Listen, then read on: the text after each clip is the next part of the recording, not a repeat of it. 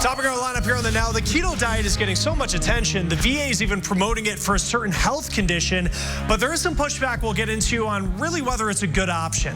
And there's an unexpected path out of poverty that some people are finding, how an organization is giving people a new outlet for their creativity and helping them make money doing it. And you almost expect to pay more than the advertised price when it comes to things like hotels and flights, but today we're looking into some of the worst offenders for hidden fees in vacation rentals. This time tomorrow, we'll have a frosting of white. Any of the Weather Now cameras that we look at happen to be out in Putnam County. Greencastle this evening. Low cloud cover, some drizzle. We'll see some patchy fog as well until we get the showers to return. The purple or blue, not sure what color it shows up on your TV, but from Indianapolis to the north, that's our winter weather advisory. Goes in effect overnight and then through late tomorrow for that accumulating snow. Here are the light rain showers. The bulk of this has moved into the northern portion of the state. It begins to mix with snow as well as you get toward Valparaiso up to South Bend. There have been some spots, Kokomo, you could have a wet snowflake mixing in right now, melting snowflake for sure. Temperatures in the mid 30s to the north. 37 in Muncie, 42 in Peru. Temperatures are in Sullivan, 40 in Terre Haute. Through the evening hours, these very light showers, as we get closer to that midnight hour, we'll start to mix in some snow, and then that leads to the transition to all snow during the day tomorrow. We'll talk more about potential amounts. That north wind will be a biting wind too, with temperatures only at freezing or a little below. Thank you, Kevin. Hiring Hoosiers is RTV6's commitment to make sure you are aware of job opportunities of all types. And today we learned that Lowe's needs to fill nearly 1,000 jobs in Indianapolis and the surrounding areas. The company is hiring for seasonal positions, but those can turn into full-time positions. Next Wednesday, March 4th and Saturday, March 7th, Lowe's will be holding walk-in hiring events. You can go into any store in the Indianapolis area and get an interview. These positions will actually open up in March. We're usually running through about August. Now with that, I will tell you, a lot of our great employees start out seasonal. And what I mean by that is you come in, you do a great job. Usually we can find you a home in one of our stores. My own personal story, I started out as a seasonal part-time employee, was able to kind of work my way up through the company to the position I hold now. At the Zionsville store, they are looking to fill about 25 positions overall. The part-time jobs will be inside and outside lawn and garden and also cashiers. Again, you can walk into any Lowe's store in the Indianapolis area, suburbs, and as far away as Richmond and Lafayette for an interview on March 4th or 7th from 10 a.m. to 7 p.m. Today, Harvey Weinstein is in custody. He'll be sentenced next month. Today in India, the president calling Weinstein's conviction on 2 of 5 counts in a sexual assault trial a great victory. The Weinstein case in particular is a great reminder at why it's important to build the skills that we need to hold ourselves and each other accountable for behavior before it reaches the point of multiple sexual assaults over multiple years with multiple victims. Sarah Beaulieu is a sexual abuse survivor and an advocate for sexual violence prevention and changing culture. And she says this isn't just a women's issue, it's a society issue. Around 1 in 3 women, 1 in 6 men, and about half of transgender individuals will experience sexual abuse or assault. And Beaulieu says Weinstein's verdict, it's really only part of a larger equation. It's really going to take all of us to engage in a series of uncomfortable conversations, not just about breaking silence, but also about how we show up and support people who've experienced sexual abuse, sexual assault, sexual harassment, how we get better at helping connect to each other through healthy relationships, consent, and great communication. Beaulieu advocates for intervention skills beyond just confronting someone responsible for inappropriate sexual behavior, like creating a distraction and checking on the person receiving the behavior. Now, the nonprofit is called The Uncomfortable Conversation, has a series of YouTube videos about how to support survivors, navigate consent, and address troubling ideas or behaviors. The Supreme Court has tossed out a lawsuit against a Border Patrol agent. Jesus Mesa shot a 15-year-old in 2010 on Mexican soil. The officer was still on American soil when he fired that shot.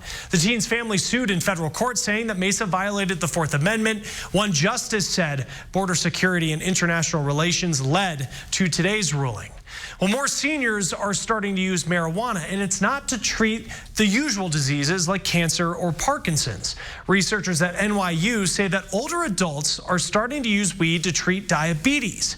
Researchers also found seniors are starting to favor marijuana because it helps them sleep without experiencing grogginess the next day, and it can also provide pain relief. Now, with that said, some doctors say it's not safe for everyone. Marijuana can cause dizziness and cause seniors to fall, and it may also be harmful for people who have had heart attacks recently.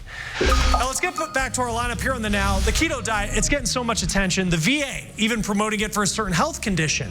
But ahead, we're going to take a look at why there is some pushback on if it's really a good option.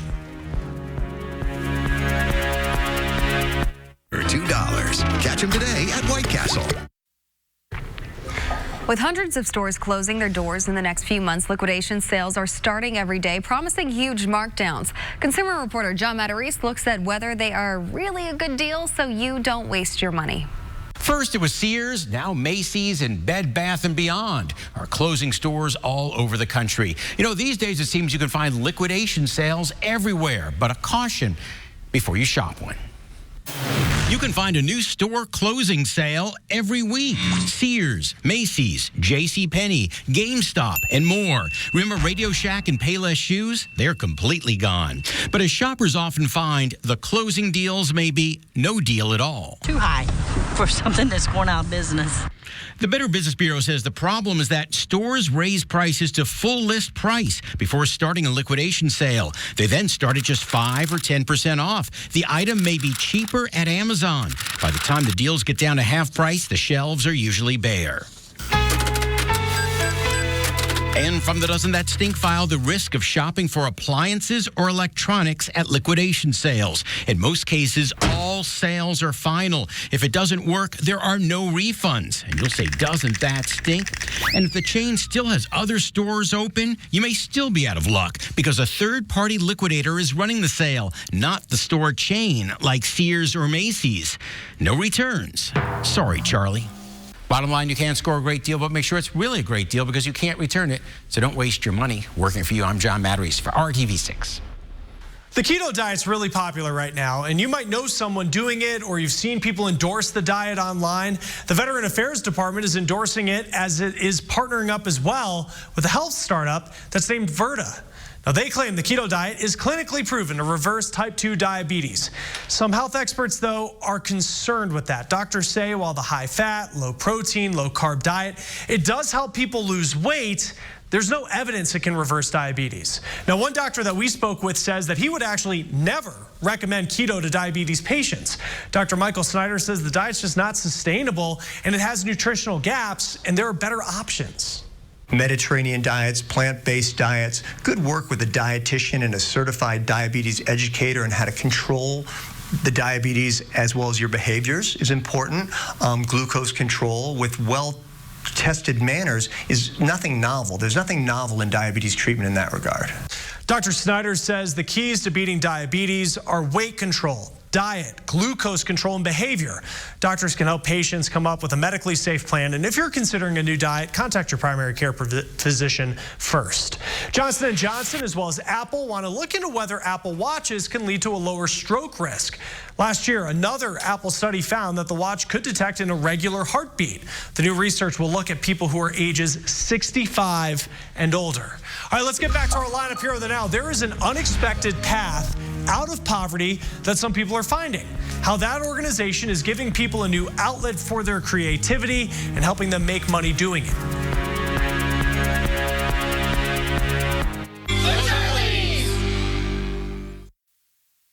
IVF costs tens of thousands of dollars just for the chance to have a baby.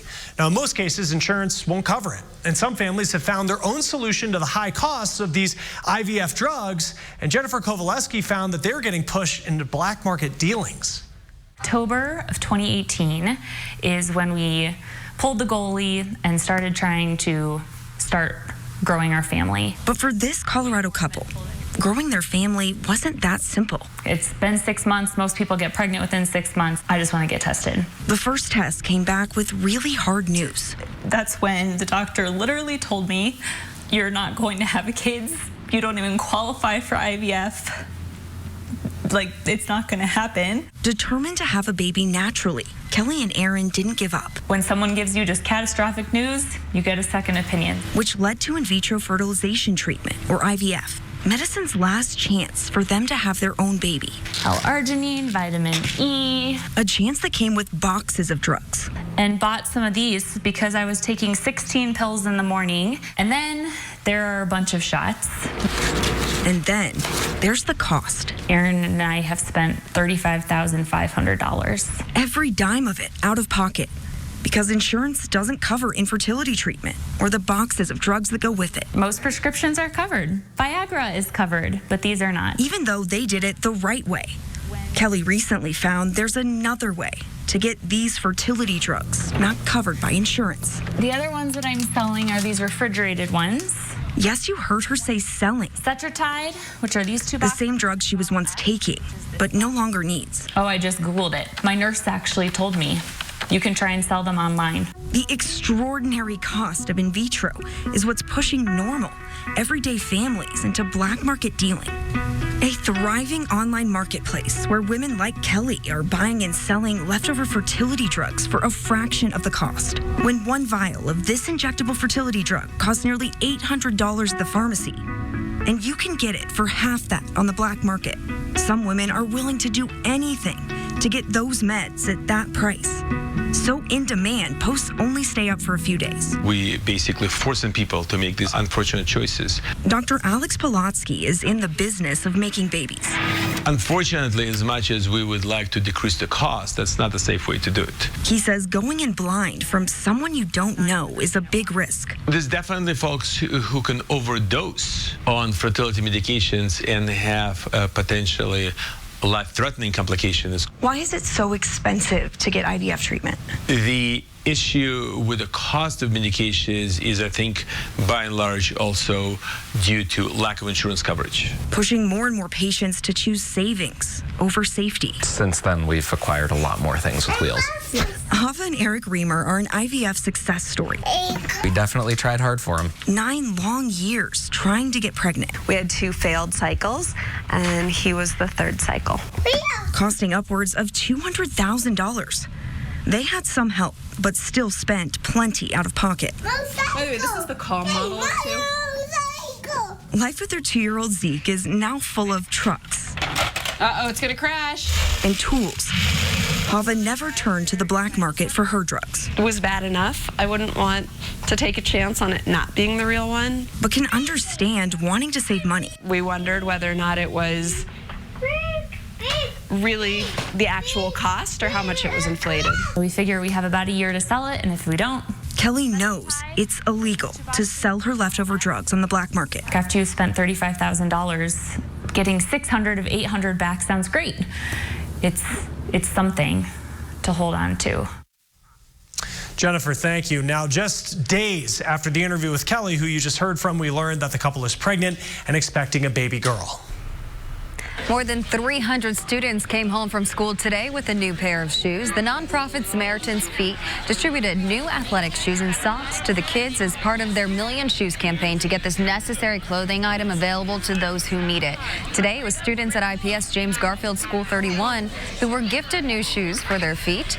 The group works to bring hope to children by providing shoes to promote a healthy lifestyle, leading to the advancement of education and economic opportunities. Their goal, to create a world with 0 shoeless children. Yeah, a lot of times people think that the need for shoes is an international or a third world, just limited to third world countries. What we see in the United States are what we call first world problems. We see kids that have holes in the bottoms of their shoes, and it's February, it's cold outside. We see boys wearing girls' shoes and vice versa. By coming in and putting new shoes on every student in a school, we are trying to level the playing field in a world where kids are judged on their clothing and their footwear, and make sure that they're feeling good about what they're doing. This is the second distribution event by Samaritan's Feet International for the Indianapolis area in less than a week. The nonprofit gave shoes to students at Holy Cross Central School. This is all able to happen because of several Indianapolis area sponsors. As you stare at cloudy skies over Bloomington, I'll mention there are days with sunshine in the 7-day planner, and actually a couple of mild days within the 7-day forecast. But of course, our short-term forecast, the next 24 hours, is about this: the transition from rain to snow overnight and then accumulating snow during the day tomorrow. That will come with a strong north wind that will gust over 20 miles per hour. We may have some 30-mile-per-hour gusts by tomorrow evening. There's your expanding area of light snow in the northern third of the state, drifting to the north and east. Eventually, the whole storm system will pinwheel through central Indiana, bringing snow to central Indiana as well. But those from Peru to the north seeing some light snow now. Just some showers and drizzle. Low cloud cover in place for the rest of central Indiana. Temperature in Indy is at 39. Bloomington a little bit warmer. Kokomo above the freezing as well at 36. Rain snow mix then late tonight. Steady temperatures through the evening hours will eventually drop into the low 30s. There's your widespread snow at 7 a.m. We move this into the early afternoon, 1 o'clock. Still pockets of heavier snow for the eastern half of the state. By the time we get to 7 in the evening, that's about it. Not quite over, but you can see starting to break up and push into the Buckeye State. Temperatures tomorrow at or just below the freezing mark. This will actually be critical as to how the roads play out through the day. We do expect changing road conditions as well as visibility with the snow. That's a dry day Thursday, a little bit of sunshine. That 4-day forecast is still straight ahead. More than 40 million Americans live below the poverty line. That's according to the newest census data. Bo Evans found a group that's using art to lift people up. When you think of Nashville, you think bright lights, big music. Poverty is not part of its image. But poverty does exist in Nashville and the rest of the U.S. There's so many creative people that never get a chance to do anything with it. You're too busy trying to survive, trying to eat, trying to stay alive. In this house in East Nashville, some of those living on less are doing a little more.